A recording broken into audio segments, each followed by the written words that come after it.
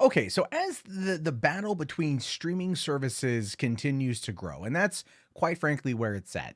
Theaters, movies, as much as I love them, they're kind of in this weird state where I do feel that there is going to be a plateau very, very, very soon. But what a lot of that means is not necessarily like a specific type of movie, but really just movies in general. Like there's going to be a certain amount of money that goes in. And that's kind of where it stays. And only a few movies are going to hit it, and that's kind of where it's been for a while from what it feels like. But really, the future of entertainment, as far as I can tell, is in these streaming services, especially now that we are still in this very kind of long winter version of the golden age, or I should say, long summer version of the golden age of TV. And one of the key things that's going to be a rival to not only Disney Plus, but Netflix is actually what they're doing over there with Apple Plus or Apple TV Plus. Because here, according to IGN, is a list of every show that's coming to Apple TV Plus, and it's actually got some pretty decent stuff here. What we've got is this first one. It's called Defending Jacob, saying Chris Evans, so Captain America Chris Evans, will be headlining Defending Jacob, based on the William Landay novel about a father whose teenage son is accused of murder. Downton Abbey's Michelle Dockery will also star. So you have a show where this could be a movie, probably going to be a movie because Chris Evans is not going to be locked down to a television show. But him, along with Lady Mary from Downton Abbey, looks like it could be pretty interesting. What you got here is Damien Chazelle, coming off of La La Land's couple wins. He's getting a straight to series order for an unnamed 1 hour drama. Details are scarce, but it's a mystery project for Apple. And the director says that he will direct and write every single episode, and he will reunite with his producing partners, Jordan Horowitz and Fred Berger. And basically, they're going to be they're going to be trying to bring what won them the Academy Award for La La Land straight to this Apple TV Plus, and it's going to be something that he writes and directs each episode, which I think is fascinating, and I want to see that done by more of these showrunners because then it's a more intimate portrayal, kind of like the first season of True Detective, having all been directed by Cary Fukunaga. It kept the same style and the intensity ramped up over time. Now, I don't think this particular type of programming is going to be that, but it could be something more lighthearted, musical based, or just fanciful is kind of think the word I want to use. We got here is an untitled Brie Larson CIA series. Now, this was previously announced, but according to Variety, Captain Marvel star Brie Larson has a series in the works at Apple based on the real life experiences of undercover CIA operative Mary Ellis Fox. So that could be interesting. If you want to, if you think that Brie Larson is going to be able to portray a very damaged CIA operator, probably with very little emotion, yeah, this is clearly going to be the one for her. Oprah is going to be coming to Apple TV Plus, and this is actually a big thing considering Oprah's target demographic. She signed a multi-year development deal with Apple, but the specifics surrounding the announcement remain a mystery. But per the terms of the deal, Winfrey will still work on projects for her own network, which is the one she founded back in 2011, and she's also going to be producing a number of live-action dramas, talk shows, and docuseries. So that should on her own network, which would be called also OWN. So it's safe to say she's probably going to do the same here for Apple. But then again, that's possibly going to reach a much larger audience because of how many people have iPhones or iPads or MacBooks, and how many people are going to have Apple TV Plus, and the fact that it's not going to be relegated to simply just the set top device. It's going to be an app that you can even get on Roku. So this is a very broad streaming service, and so putting Oprah in as many places as humanly possible is never a bad thing. Amazing stories here. This is based on the original 80s Steven Spielberg show. It's a fantasy sci-fi anthology series, which has been given a 10 episode order by Apple. Brian Fuller was going to work on it, but he left due to creative differences. If you know anything about Brian Fuller in regards to Hollywood and being a showrunner, he leaves most things because of creative differences. However, the showrunners behind Once Upon a Time and Lost, the guys behind Lost, at least, Adam Horowitz and Edward Kitsis, are now on board, and Spielberg will also produce. Now, this one to me probably has, I would say, the most potential. And I'll tell you guys why. So for one, Spielberg going back to his old roots, going back to the fanciful side of things, the amazing stories, part of his lexicon that a lot of people love from back in the day, being brought to life by two of the guys who figured out how to take network television, the long form, 20 plus episode seasons of network television, and break it down into more bite-sized chunks, more bite-sized arcs in order to keep the story moving. I think that's going to be pretty good. Now, granted, the majority of these stories are probably going to all be self-contained, and they're all going to be more than anthology, but still, I think that can work here. And if they choose to take them on a little bit longer, like make them more like individual movies versus individual episodes, and just have them broken up over 3 or 4 episodes, it could be pretty interesting to see how they do it. And I actually am very excited to see this. Now we've got Simon Kinberg is working with David Wheel, and they're teaming up to write and produce an untitled sci-fi series at Apple. Little is known about the project, but Deadline reports that it's a large-budget, ambitious, character-driven genre show that will go into production this summer. So here's why this one's funny to me, because Kinberg right now at WonderCon is saying, "Man, I would love to still work on X-Men. I'd love to still work over there at Marvel." And it not gonna happen the way that he wants. Lucasfilm, he's got a solid in with. But ultimately, when it comes to Marvel, that's all Kevin Feige's bag now. So going over and working on something that's going to be a bit large budget, ambitious, character driven genre show tells me that he's not going to try to reinvent the wheel. But he's probably going to try to create something that's similar to what he's worked on predominantly since 2006, which is when he wrote X3 The Last Stand. How funny is it that the guy that wrote X3 The Last Stand also wrote its remake Dark Phoenix? I just find that to be somewhat funny. We've also got here that Apple has ordered 10 episodes of the docuseries from executive producers, docuseries Home, from Matt Tyrner and Corey Reese, which will reportedly offer viewers a never-before-seen look inside the world's most extraordinary homes and the interesting minds that built them. So, hey, you like MTV Cribs? You can then meet people who designed the cribs. That could actually be fascinating, because home porn the TLC side of things, right, is very interesting. Those are fun shows to watch, and seeing how some of the crazier homes are built and who built them and why they built them could actually be a very fascinating show with a very large demographic that will watch it. What we got here is Time Bandits. Oh, snap. Monty Python and Holy Grail director Terry Gilliam is teaming up with Apple to bring another of a beloved series to television. Time Bandits, released in the early 80s, and tells the story of a young boy named Kevin who journeys through time and space with a group of dwarves. Gilliam will act as an exec producer on the project, but in a non-writing capacity. Thor Ragnarok's Taika Waititi will co-write and direct the pilot for a potential series. Now, this one, look, I love Time Bandits. I absolutely adore Time Bandits, with the exception of the utterly horrific, terrible ending. So if this movie, this TV show, if it recreates the original or continues from the original, it could have the chance to actually rectify the ending and change it in a whole new direction. But that being said, they're probably going to sit there and just tell the story from beginning to end as we know it, at least expanded upon now, giving us more time in each of the worlds, which is going to be pretty cool. In fact, if they play it straight, they could probably sit there, spend each season in one of the worlds and what the dwarves go through trying to steal stuff and to get away from was it the darkness? I forget the bad guy's name. It's been a while since I've seen it, but it could also give us a better ending, which I think at this point is what a lot of us want, but still it's awesome. Shantaram, which is an adaptation of Gregory David Roberts' novel, which he spent years in development hell, as a film project. So this is a movie following Lynn, who manages to escape from the Australian maximum security prison and goes on the run in an underworld of Bombay, India. American Hustle writer Eric Warren Singer will pen the series and executive produce. Okay, so it's a series.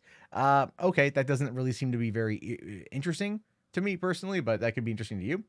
What we have here is My Glory, I Wish I Had Such Friends. Alias alums JJ Abrams and Jennifer Garner will re-team for this limited series, which is based on a memoir by Amy Silverstein about a woman facing a heart transplant surgery and the friends who support her through the ordeal.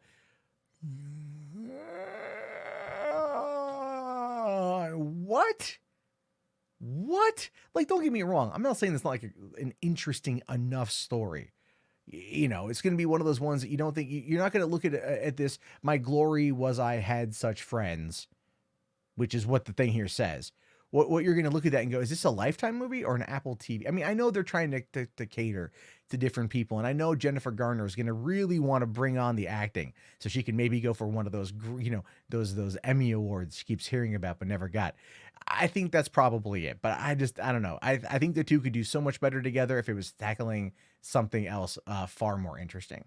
What we have here is You Think It, I'll Say It, this half-hour comedy based on Curtis Sittenfeld's collection of short stories, which originally set to star Kristen Wiig, who had to drop out due to scheduling conflicts. The series will reportedly be moving forward with 30 Rock alum Colleen McGinnis serving as showrunner and executive producer. That could be interesting. Although, Kristen Wiig, I would wait for Kristen Wiig. I'm just saying, you always want to wait for Kristen Wiig. But then again, this is, I think, coming this year, so they're going to want to get these things in production super quick. What we have here is Little Voice, another JJ Abrams thing, saying here that JJ Abrams is joining forces with the creative team behind the Tony Award-winning musical Waitress to bring a half-hour romantic dramedy titled A Little Voice to life.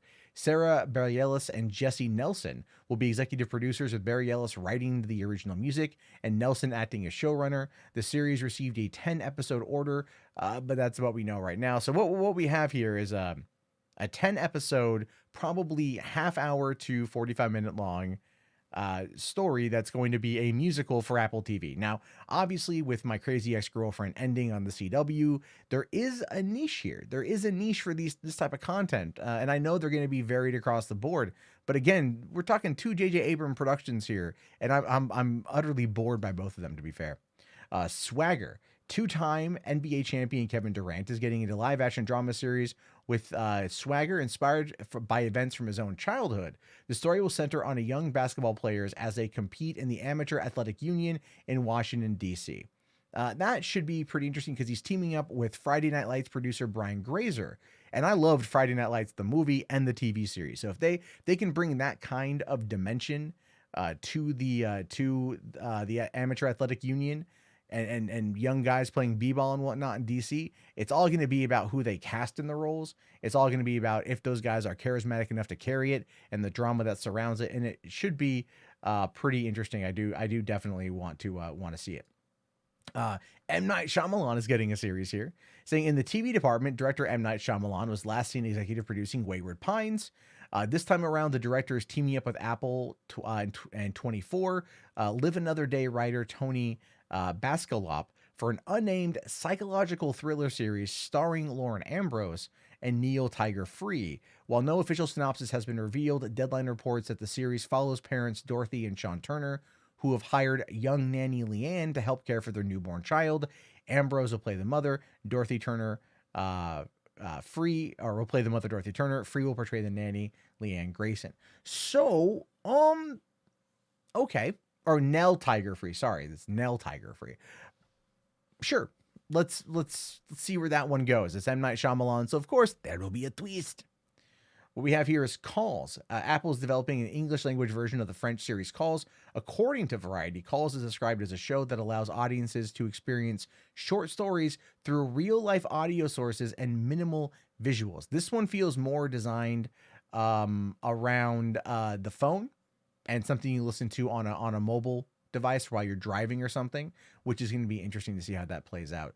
It allows audiences to experience short stories through real life audio sources and minimal visuals. That I'm very fascinated with, and I do want to see more from. Then you've got The Morning Show from Reese Witherspoon and Jennifer Aniston, and we'll focus on the behind-the-scenes drama that goes into making a popular morning news show. Steve Carell will also star in the project.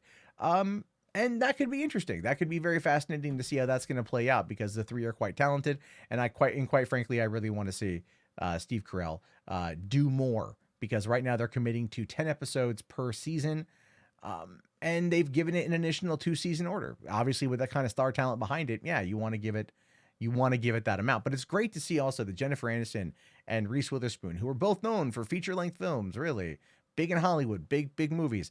They're coming out and they're just doing TV now, because why? We're in this long summer golden age of television. Carpool Karaoke, self-explanatory. Again, look, if you want to know why Carpool Karaoke is doing as well, 5 billion views on YouTube in the first year is what these series produced. So you can see they did pretty well.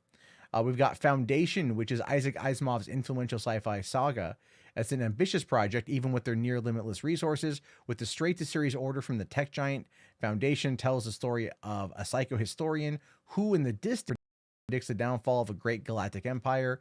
Seen as a kook by his peers, Hari Sheldon is exiled for his radical beliefs. The series is being developed by David S. Goyer and developed by Terminator, the Sarah Connor Chronicles creator Joss Friedman.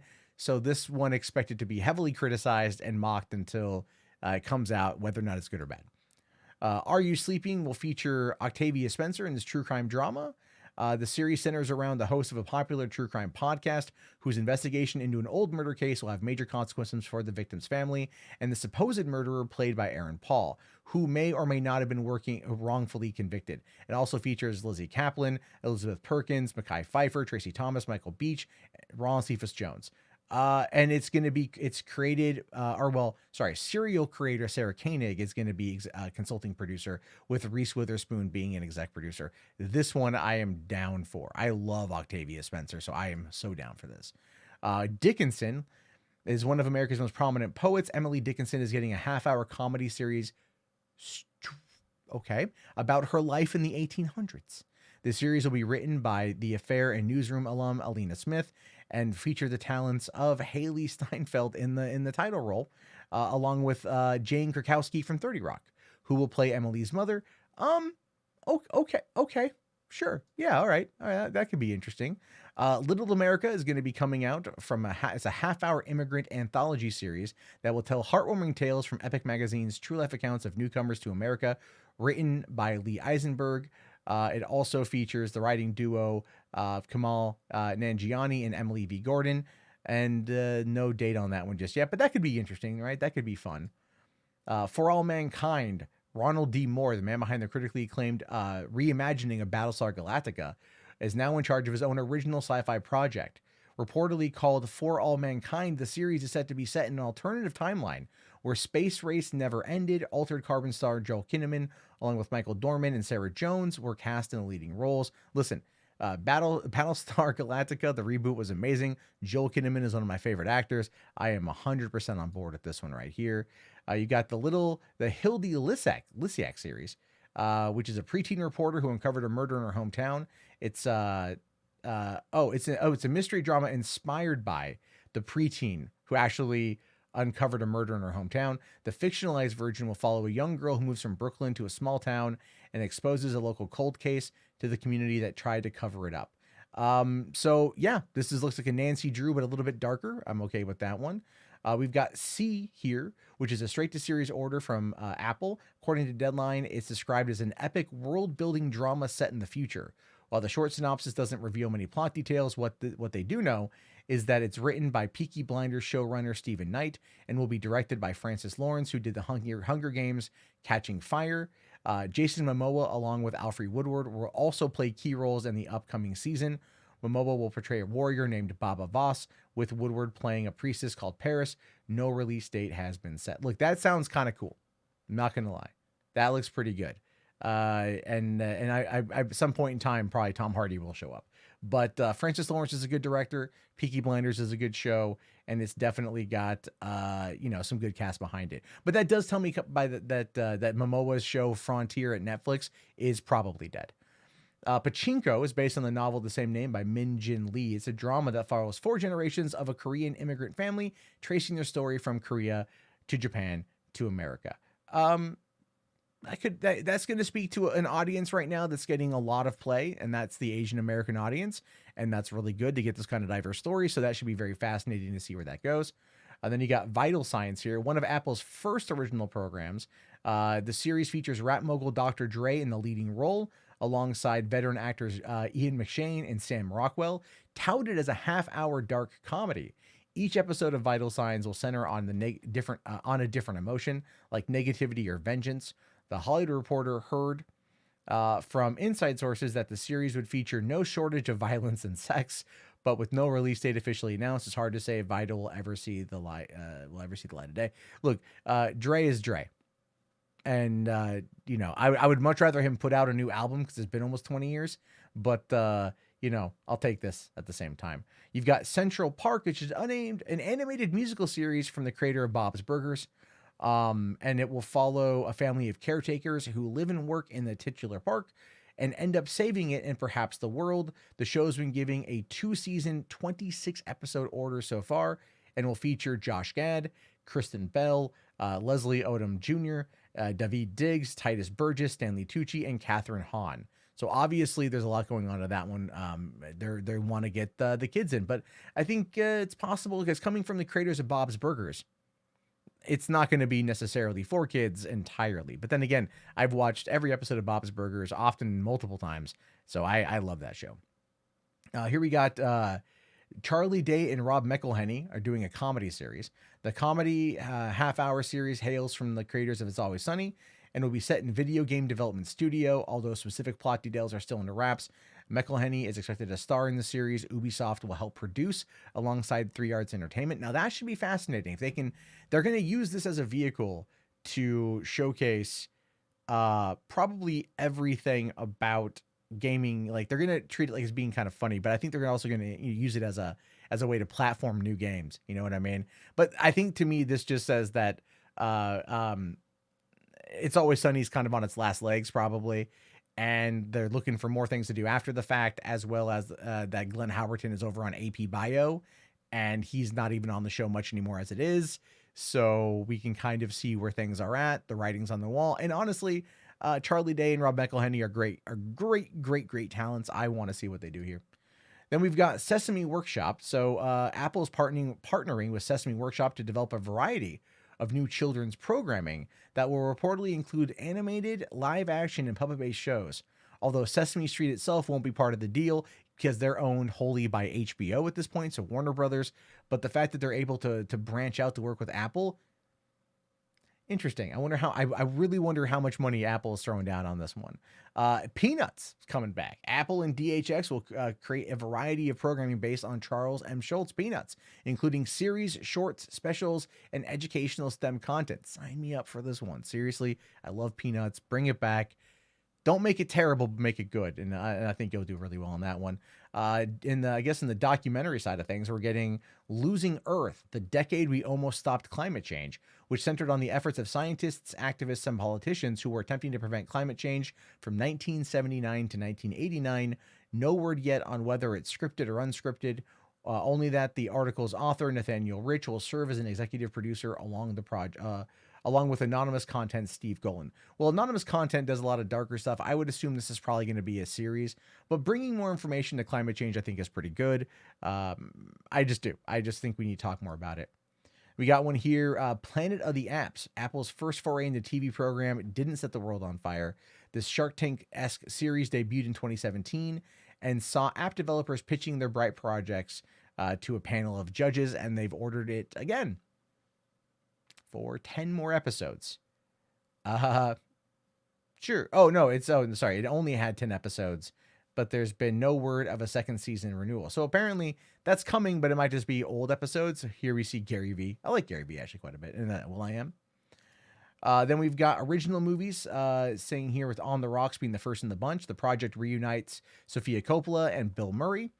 Other films on the slate include the documentary The Elephant Queen and the animated Wolf Walkers, whatever that one is.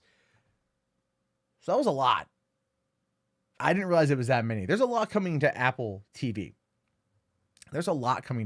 Some of it's going to be good. Some of it's going to be bad. But the sci-fi stuff seems really interesting to me. And it seems like they're really going to be trying to play the field as much as humanly possible. They're going to be trying to play it as much as they possibly can and spread it around because they are wanting to attract a wide variety of people coming in. And that does make a lot of sense to me.